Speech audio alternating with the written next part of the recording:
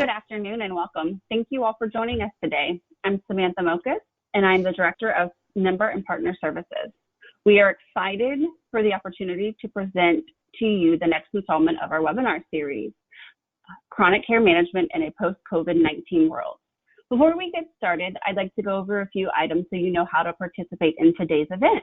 You should see an attendee interface on your computer desktop in the upper right-hand corner.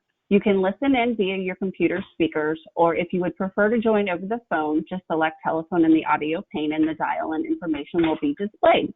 You will have the opportunity to submit text questions to today's presenter by typing your questions into the questions pane of the control panel. You may send in your questions at any time during this presentation. We will collect these and address these during the question and answer sessions at the end of today's presentation. With that, I'm going to turn over the presentation to David Vanna. Thanks, Samantha. And thank you everyone for joining us today. My name is David Vanna. I'm the Chief Information Officer for H3C. With me today is Eric Wilson, our CEO, and Lindsay Arndt, our Director of Clinical Development. We have several years of experience with a number of different chronic care management programs and designing and developing those programs. Today is really an interesting time. COVID-19 presents challenges. Patients with multiple chronic conditions, especially seniors, are most vulnerable to COVID-19. They're not visiting your clinic as often, which makes it difficult for their voice to be heard and their health issues to be addressed. They're losing that connection to the clinic and the provider, so you risk losing them as a patient. And of course, COVID-19 has wreaked havoc on your revenues.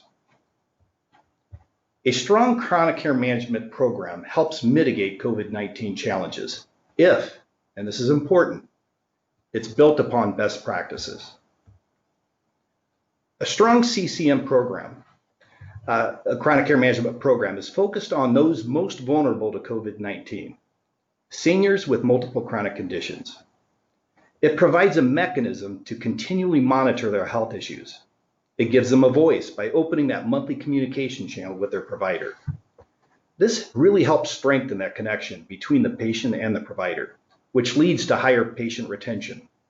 Medicare patients have shown more acceptance to telehealth services during this pandemic.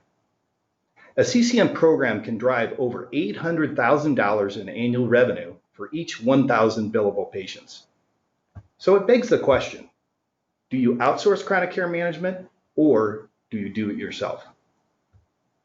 Well, let's look at the first argument, to keep it in-house. One argument is by outsourcing it, you risk losing that connection to the patient.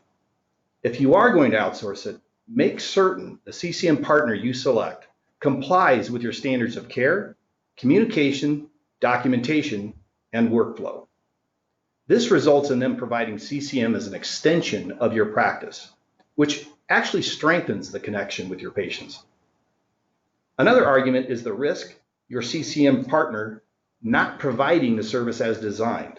They're not complying with regulations, engaging your patients, or not conducting regular health assessments. Make certain when you select a CCM partner, it's one that will actually call your patients, spend over 20 minutes per encounter, obtain and document consent, and actually conduct care management encounters, including medication reconciliations, problem-specific assessments, creating and updating and providing care plans. And of course, they must comply with all applicable rules and regulations. Another argument to not outsource it is cost. Some providers will charge as much as $30 per patient per month or more. It should actually cost less to outsource chronic care management with the right CCM partner while minimizing the burden on your staff. Make certain you only pay for encounters in which you are reimbursed. So, what are the arguments for outsourcing it? Well, to do it right requires a significant capital investment for the call center space away from the hustle and bustle of your clinic, for a dialing system that can efficiently make thousands of calls per month. In a typical program with 1,000 enrolled patients, if you're truly committed to patient engagement, you may make over 8,500 calls per month. It also requires a care management system that can prioritize patients and provide customized, problem-specific clinical pathways. It requires a specialized and dedicated staff trained to reach out over the phone, each of them to hundreds of patients per month, to establish rapport, make them feel comfortable, and conduct those care management encounters. With the right CCM partner, one that specializes in enrollment, it can result not only in higher enrollment, but you get to full revenue quicker. Additionally, they should be equipped to continually enroll as new patients enter the practice or become eligible. As you are evaluating CCM partners, make certain their technological infrastructure is stable, scalable, and secure, and that they are in compliance with all applicable rules and regulations. Additionally, evaluate their ethic to make certain it's in line with your own, that they are truly committed to improving patient outcomes and not solely to make a profit. Make certain you select a CCM partner with experience and solid technology, one that specializes in chronic care management, and with deep expertise, not only in clinical operations, but also in process efficiency and technology. The more efficient they are, the more time they can devote to helping the patient. They should also be experts in patient engagement, and they should be focused on driving improvement in quality measures and patient outcomes. All of this requires a world-class operations center with an enterprise call platform and a state-of-the-art care management system. A CCM platform must be secure and scalable, with data encrypted at rest and in transit, a redundant database to protect against hardware failure. It should employ the principle of least privilege as required by HIPAA, and one that uses multi-factor authentication for greater security. It should be scalable and stable, with dual ISPs, high availability security appliances with hot failovers, and high availability workspaces. And it should include database and application scalability. Above all, your CCM partner should comply with all applicable rules and regulations. For HIPAA, they should ensure confidentiality, integrity, and availability of all electronic PHI they create, receive, maintain, or transmit. They should identify and protect against reasonably anticipated threats to the security or integrity of the information. They should protect against reasonably anticipated impermissible uses or disclosures, and they should ensure compliance by their workforce. From a CCM perspective, they should ensure patient eligibility and consent are properly obtained and documented in your EHR. And they should ensure a comprehensive care plan is created and maintained on a regular basis. And they should ensure at least 20 minutes of clinical staff time is devoted to the encounter. Now, I'm going to turn it over to Lindsay Art to talk about how to maximize participation. Thanks, Dave, and thank you everybody for joining today. Optimal patient enrollment not only leads to better population health, it drives higher revenues for the clinic. So how do we optimize it? It starts with patient enrollment. Well, actually, it starts before enrollment with the pre-enrollment outreach to familiarize the patients with the program. This includes many different avenues, such as newspaper ads, a direct mailing to the patients, social media and website posts, and definitely reinforcement by the clinic. The outbound call to the patient should display the clinic's name on the caller ID. This lends credibility and legitimacy. It should use a local phone number that patients can call back on for questions or concerns. Enrollment specialists should be engaging and trained to establish rapport with the patient, properly explain the benefits of chronic care management, and solicit their consent. And it should be followed up with a welcome letter to reiterate the program's benefits to help keep the patient informed and allay any concerns they may have. Once you have the patient in the program, how do you keep them in? Maximizing patient retention starts with speaking to the patient. This may sound odd, but some CCM companies struggle with this. Some companies speak with as little as 35% of the patients being billed on a monthly basis. Patients receiving bills without having been spoken to leads to them leaving the program. Getting the patient on the phone may take several call attempts, but it's the only way to make certain their voice gets heard. Once you get them on the phone, it's important to build rapport with the patient by sharing personal anecdotes respecting and understanding their social determinants of health and cultural diversity, and demonstrating empathy. Speaking with the patient is the most important engagement channel, but it is also strengthened by supplementing it with additional mailing, text, and even emails. How valuable the patients find the monthly encounter is a significant driver of retention. CCM is about improving the patient's health. This starts with a customized and dynamic care plan, which changes as the patient's health situation changes. The patient isn't hearing the same assessment questions each month. The care plan should include problem-specific clinical pathways, which focus on the patient's current issues by assessing their symptoms and triggering relevant interventions. The care plan should also address the patient's social determinants of health.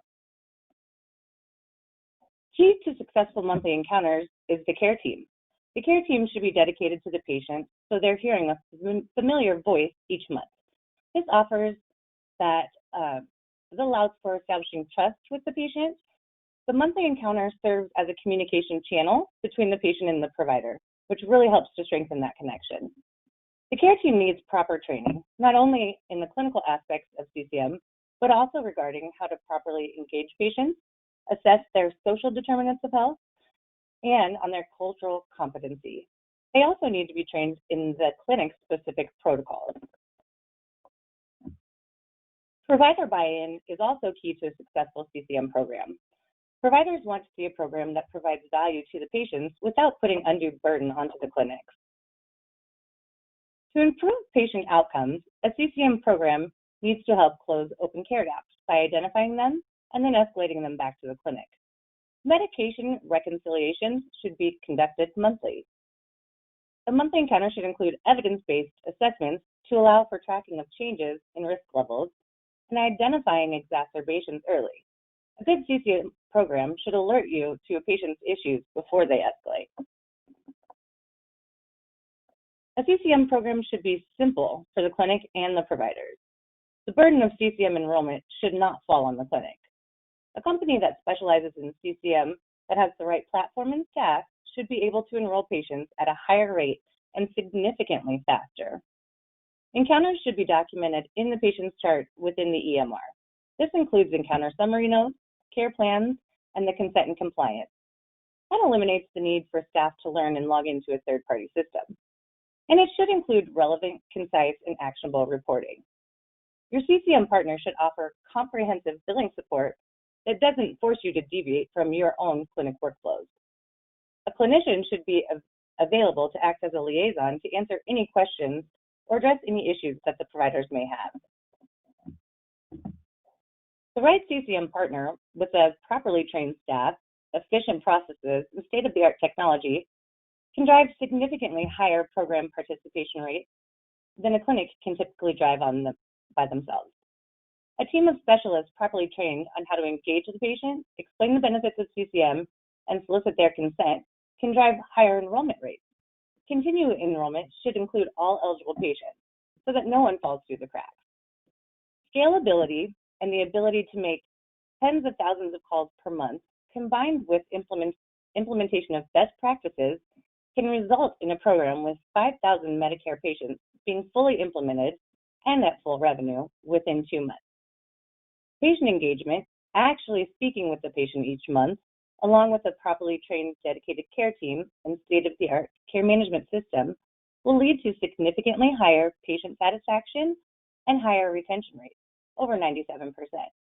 That patient engagement, along with the dialing system that can get the patient on the phone, drives those higher monthly billable rates. Thank you for joining us today. If you have any additional questions, you may send them in now. For more information, please go to www.mariacares.health or email us at mariacares@h3ci.com. One final poll, please let us know. Would you like to follow up with you? Thank you, Lindsay. I do have a few questions that I'm going to go ahead and ask. What is the difference between a care management program and a chronic care management program? Oh, great question. Thank you for that one. There is a big difference, and I think a lot of times many clinics and practices get the two confused. Most clinics, practices, organizations offer care management to their very, very high-risk population, so that top 5%, the sickest of the sick. With chronic care management, we're looking at the entire Medicare population that has 2 or more chronic conditions. So you're going to be outreaching to a lot more patients. It's going to focus on those patients that are more at a low or moderate risk for exacerbation. So it gives you that early identification, which is key to preventing, unwanted hospitalizations and things like that. Thank you for that. The next one I have is, why should all eligible patients be included in a CCM program? Once again, another good question. We want to make sure that we are including every single eligible patient for that same reason that I kind of just discussed. We want to make sure that we are monitoring all of the patients, not just the sickest of the sick. Okay, thank you for that. And I have one more. We've tried CCM before, but our patients lose interest after a month or 2. What can we do to ensure that they stay on the program throughout the year? Yeah, absolutely. So for most patients, it gets a little mundane if they're getting a phone call each month with the same questions being asked, generic, kind of boring, standardized questions. They're not going to see the value from that. They're not going to see that connection to their provider if they're, just being asked those same assessment questions month over month. You need a program that really changes with the patient and identifies their unique needs and addresses them, and really a CCM program that connects them to their provider so that they know their provider is also monitoring them month over month and seeing changes and identifying things early to prevent exacerbations. Okay, great, thanks. Those are all the questions I have at this time, but if at any time you want to ask any other questions, if you didn't think of any questions at this time, please feel free to reach out directly to myself or to Pete, who I will include on the email after we finish this presentation. But thank you again to H3C and to Lindsay and to David for this presentation. We truly appreciate it, and thank you for taking the time out to join us in today's webinar. Once you all exit, you will receive a survey in the presentation, and we would appreciate if you would complete that and provide your feedback. We will also be sending an email with contact information if you do have any follow-up questions and a link to the webinar. Please feel free to share this link with anyone you may think may be interested in learning more about chronic care management. And also look for some upcoming news on behalf of FLACOS. We will be releasing information on a virtual fall conference in November. Thank you again for all of your time, and I hope you all have a great day.